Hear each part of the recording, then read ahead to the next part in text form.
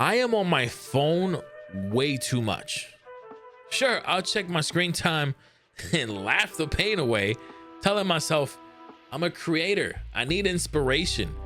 But what's so inspiring about some random TikTok videos or tweets that are completely unrelated to the work that I need to be doing in my niche? Makes no sense, right? People always like to say, time flies, the days feel shorter, there's never enough time. That's what I would say too, but is that really true? Or is it because we spend every free second glued to our phones? Which one is it? I'm a nerd, but not just any nerd, I'm a Latino nerd. And if you know anything about Latinos, we're all about hard work and effort, sometimes beyond reason. Mi hijo, póngase la pila. Growing up in Santo Domingo, we had daily power outages that lasted for hours. Like, I'm talking like you playing the game, you're saving every second you could before the power went out, because you didn't know when it was coming. So what did we do? We went outside. Or if we were inside playing video games, my mom made sure that we went outside eventually. Life was just simpler back then. Conversations weren't awkward. Talking on the phones for hours was normal. But now our social lives are dictated by tiny computers in our hands rather than the world around us. Honesty time. My screen time, 8 hours a day. 4 of those all social media. Dog, that's 30 hours a week, an entire part-time job just scrolling. That's embarrassing. And honestly, I blame those damn Reddit story videos on TikTok. So that's when I made a sweeping declaration. I'm gonna completely remove social media for a week.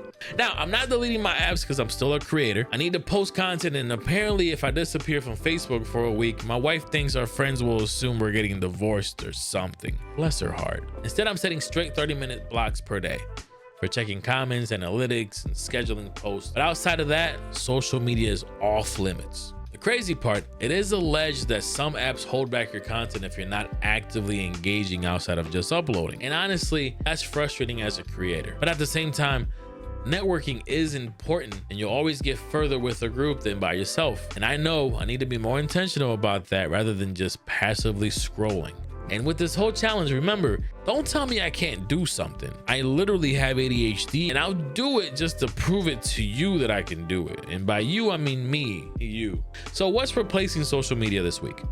My Kindle, my physical books, and my analog pocket. I even dusted off Pokemon Blue, and I'm working on a series for my second channel that I'm really excited about. Before this, I did try a 2-day detox. That went okay, but a full week, that's a different beast. At first, the FOMO was real. Did I miss a sale on something I wanted that I didn't really need to buy? What's so-and-so doing with their business? What viral moment from the Super Bowl is everyone talking about? Oh yeah, I forgot to mention, this was the Monday after the Super Bowl. You know, Kendrick performed the halftime show, and the Kendrick versus Drake debacle has been debated amongst all my friends, and I don't know what's happening. I'm in the dark. Every few minutes, I'd reach over for my phone, unlock it, and hover over the social media apps before remembering, hold on, I can't open them. So at that point, I realized it was more about habit than actual need. I ain't gonna lie, at times I felt disconnected, but surprisingly, I didn't feel like I was missing much. It's weird, I used to laugh at people who said, I don't use social media, but now, I get it, and I applaud you for real. Did I mention the hardest part being big events and the reactions to them? I'm a huge Lakers fan. Luka Doncic was traded to the Lakers, and his first game was coming up, and it was a big deal, huge deal. Normally during the game, after the game, I'd be on Twitter. Even the next morning, I'd be on Twitter looking at highlights, reactions, and arguing with other non-Laker fans and stuff. Instead, this time I just watched the highlight video on YouTube. It was concise. There was no fluff. It was like 10 minutes, and I saved probably like 2 hours. And that's when it hit me. Like, I'm no longer being controlled by an algorithm at that point. This is weird because social media feeds what it thinks we want to see, reinforcing our beliefs and emotions based on our own interactions with each app. It shapes how we think more than we realize. And before social media, I would get on the computer, search for specific information, and left when I found it. But now the algorithm decides for us what's important and just continues to feed it based on our own likes and comments. Now, one moment that really stood out for me was Wednesday night, middle of the week. This is when it was the hardest. It was a snow day for the kids. The house was a mess. The roads were icy, so I couldn't even go to the gym or do nothing. I couldn't leave the house. And I had a long day at work. It's hard to concentrate on editing videos and stuff when you have kids running around the house. Normally I doom scroll to decompress after a long day like that, but instead this time I fought the urge and I picked up a book. I started reading Action Bronson's book, and I swear I could hear his voice as I read. I watched so many of his shows. Then after that I did a little journaling, and I felt more relaxed than I had in a long time.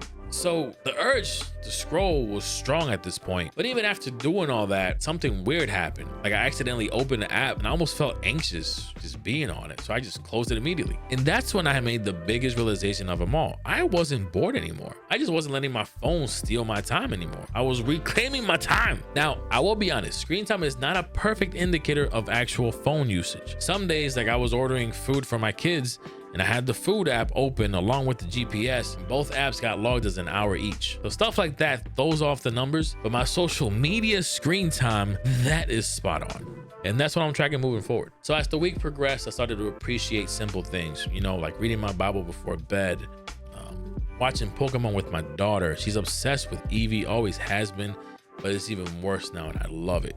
And I'm finally starting my Pokemon capture project for my second channel. If you like Pokemon, I'll leave the channel down below. I don't know when I'm gonna post the first video, but it's coming.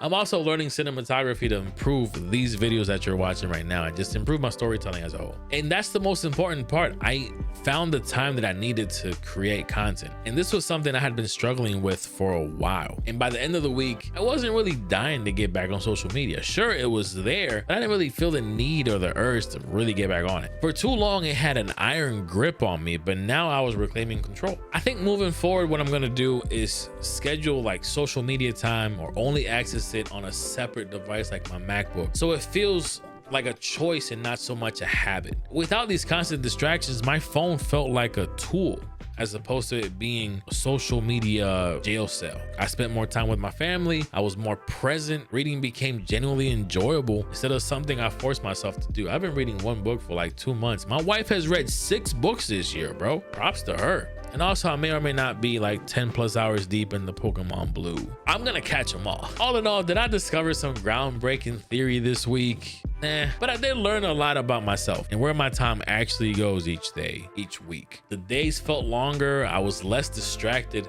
and I finally got back on track with my content creation and things that were important in my life. And maybe honestly, this was the push I needed to get my 2025 up and running and actually chasing the goals that I had set out for myself. I just want to say, if you made it this far, I'd like to thank you. Thank you for hearing my story. Let me know in the comments, honestly, when was the last time you went a half a day without checking social media? We listen and we don't judge. So if you want to see how I came to the conclusion that social media was a leech that was stealing all of my time, watch my last video about how I overcame fear and started again. Promise you'll like it. But before you go, like and subscribe. Take care.